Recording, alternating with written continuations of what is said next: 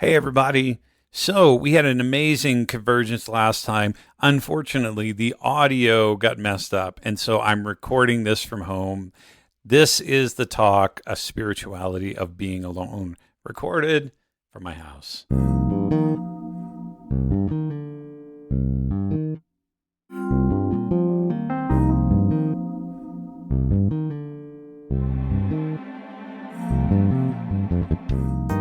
Welcome to the Convergence podcast. The Convergence is a space designed for university students, college students, and young adults to explore and deepen their faith.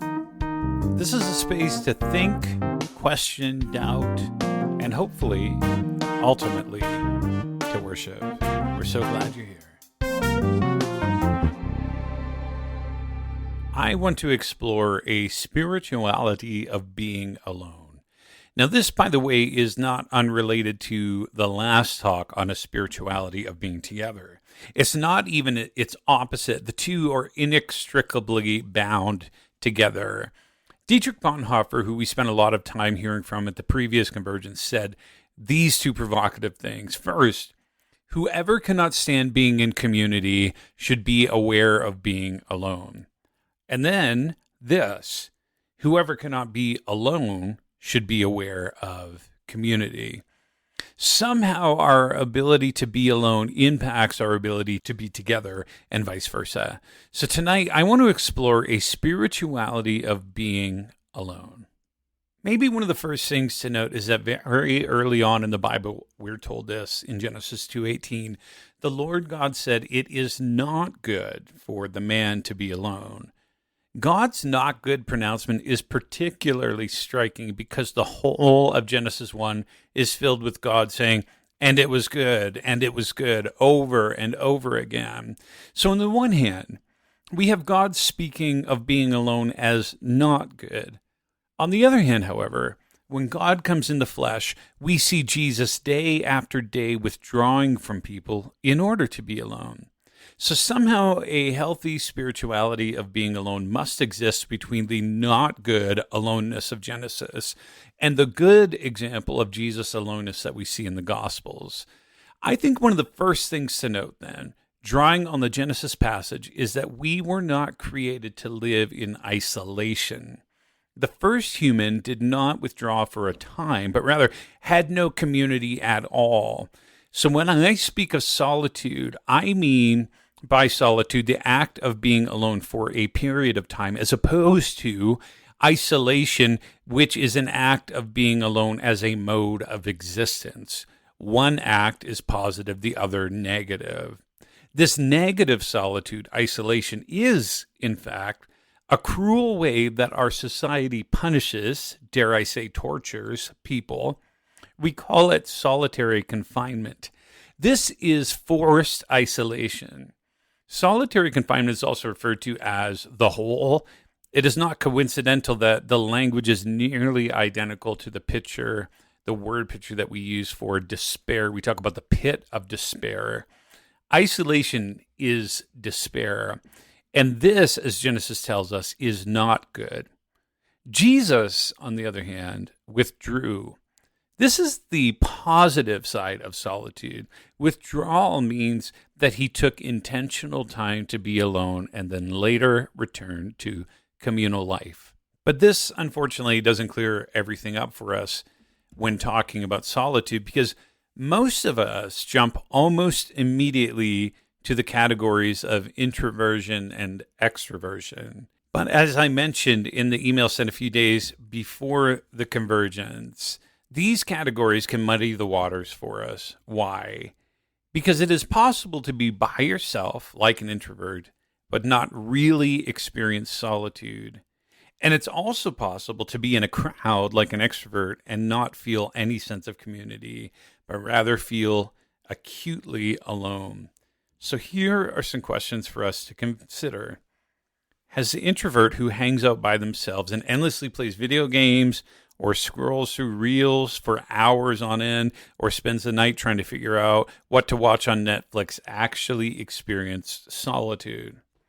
Or has the person who is with a group who are laughing and seeming to have a great time, but who, while in the midst of these people, feels a gnawing inward sense of aloneness, actually experience community? I contend that solitude is not, especially in our age, an issue of introversion or extroversion. People are distracted when they are alone and feel isolated when they are together. I think the question of how we experience time can be a good indicator for the health of both our time alone and our time together. So I hate reels. Now, don't mistake what I'm saying, though. This doesn't mean that I don't watch them. If I didn't watch them, I wouldn't hate them. The problem is, once I start watching them, I can't stop watching them. And my kids actually have the same feeling. They realize and tell me that reels are incredibly addictive. But how do you feel after you've spent an embarrassing amount of time watching reels or videos on those websites that you delete from your history after watching, or after endless and mindless scrolling? You probably feel dull and exhausted. I quoted Andy Crouch in the email I referenced that some of you received, but I'll quote him again. He writes this: "We look back from a distance, and our memories of our time spent there are strangely inert. If we can remember the experience at all, it seems that we were in some kind of alternate universe that cannot really touch or inform our own," which, in fact, is precisely true. Time becomes almost non-existent and is experienced, as Crouch says, in a way that cannot really touch or inform our own lives. We always leave these experiences exhausted, and we oftentimes leave them feeling ashamed.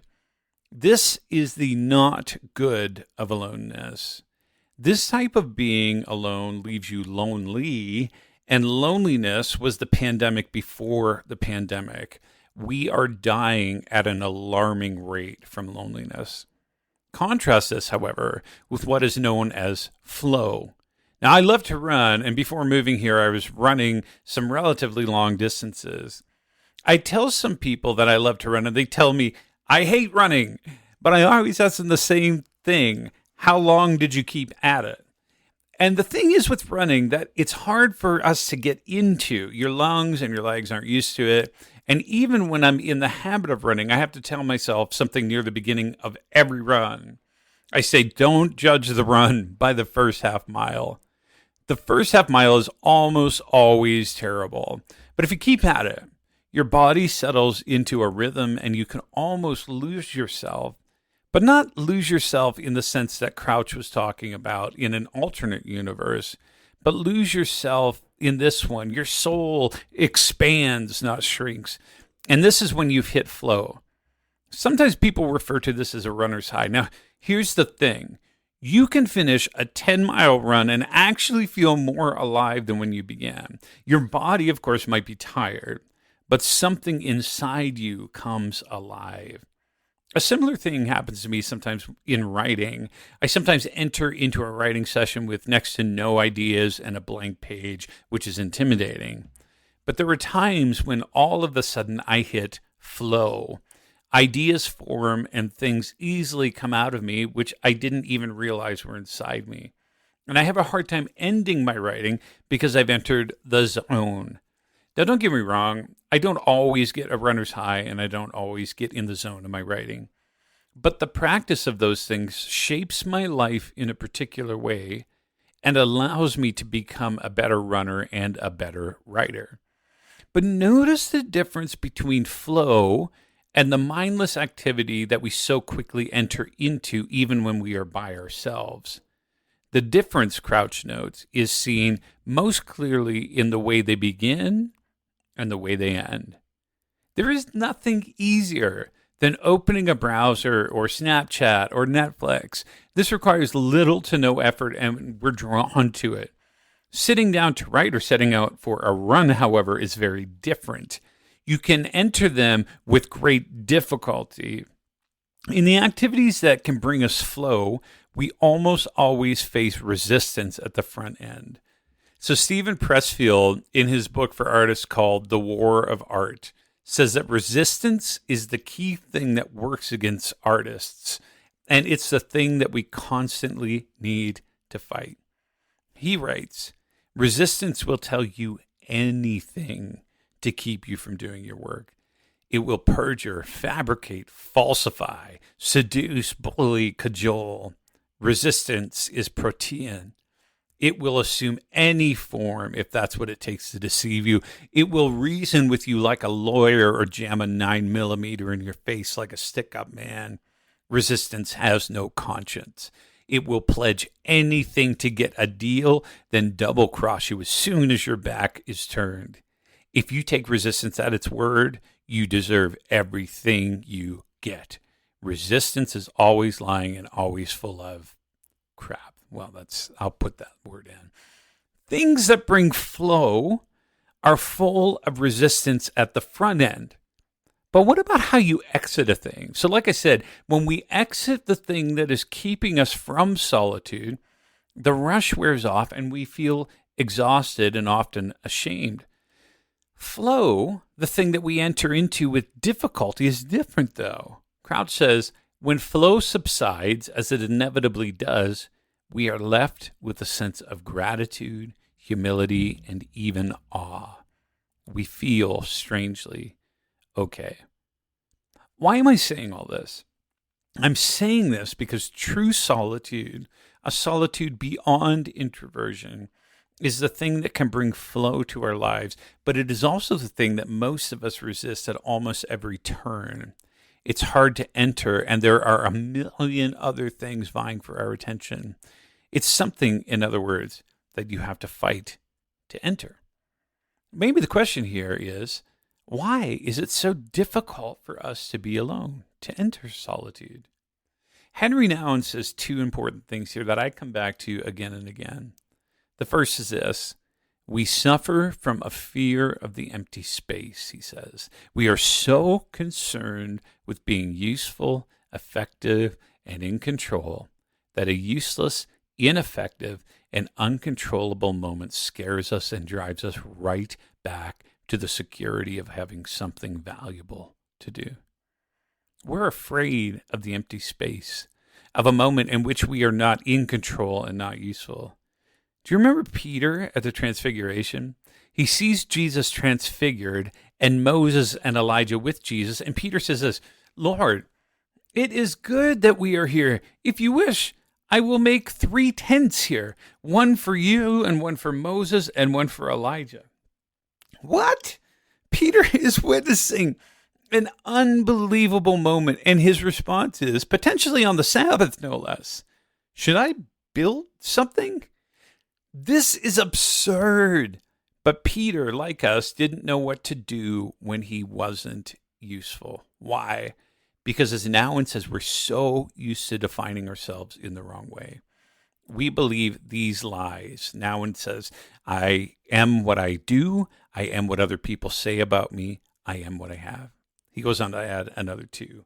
I am my greatest failure, and I am my greatest success. We are afraid of the silence because we are so used to building our identity based on what we do or how many likes we have, and so on and so on. The silence confronts the false ways that we build our identities. Who are we if we're not doing something? But Nouwen says something else too. He says this, quote, but even stronger than our fear of the empty space is our fear of actually hearing the voice of God. We know that God is a jealous God who knows there is no other cure for our restlessness and deafness but finding our home in God. We know that God's mercy is a severe mercy that does not coddle or spoil, but cuts to the heart where the truth resides. And although we are unsatisfied and unfulfilled, we are not so sure that we want to go in the direction God might call us to go. Is it possible that we resist being alone because we're afraid of what God might ask of us? Afraid that God's love might call us to a better place, but one that, like flow, always feels difficult to enter at first. The truth about being alone is that we're never actually alone. Bonhoeffer says this, This time for meditation does not allow us to sink into the void and bottomless pit of aloneness. Rather, it allows us to be alone with the Word. Now, when Bonhoeffer says the Word here, he doesn't mean the Bible. He means Jesus. Notice his words here about the void and the bottomless pit of aloneness. This is solitary confinement, being utterly alone. A spirituality of being alone, however, lets us know that we're not alone. The sense of confinement which leads to loneliness and despair is not ours. Rather, we are alone with God, who wants to draw us out of our distracted lives and into a wide open space. And do you know what God speaks to us in the silence? God says the same thing over us that was spoken over Jesus at his baptism. He says, "You are my beloved." When we get away from the noise, the Word somehow deep in our soul says, "You are not what you do. You are not what other people say about you.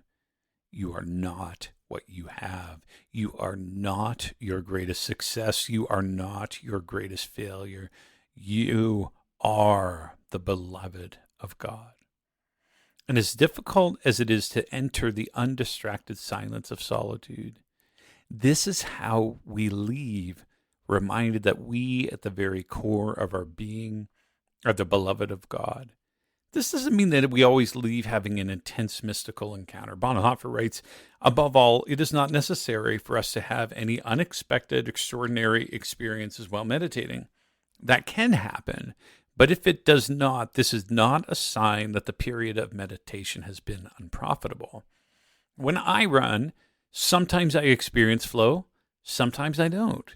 But my time spent running always transforms me into a better runner. Our time alone with God is like that too. Sometimes we experience incredible things, other times we don't, but our time is always fruitful in ways that we can't see."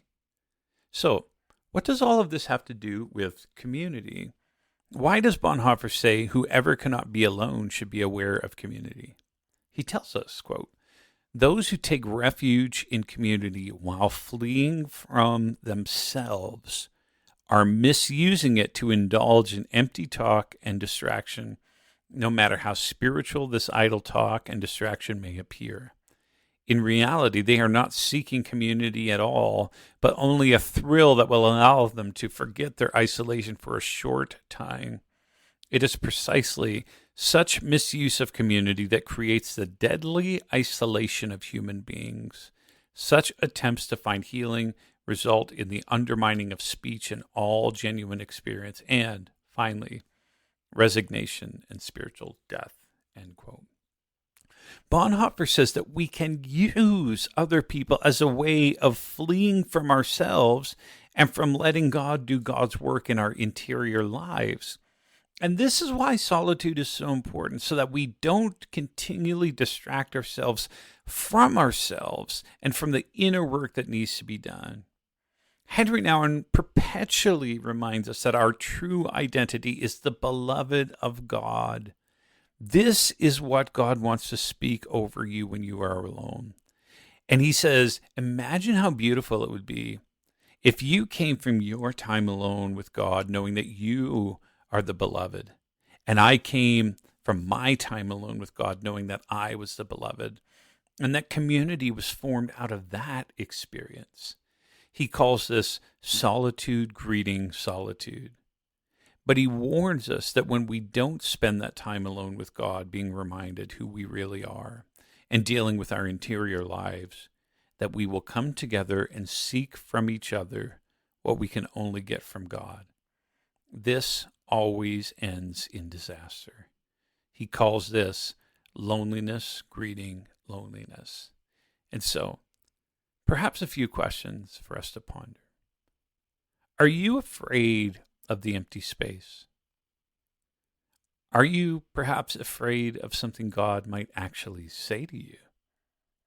When you're by yourself, do you ever practice solitude, or do you perpetually distract yourself from yourself and maybe from God? What would it mean for you to make a step toward solitude? Are you seeking something from a particular person or maybe people in general that can only be given to you by God? Do you actually believe that you are the beloved daughter or beloved son of God? Some things to think and pray through. Amen. Hey, we'd love it if you joined us on October 20th for Convergent Conversations or November 3rd for our next Convergence. We'll see you there.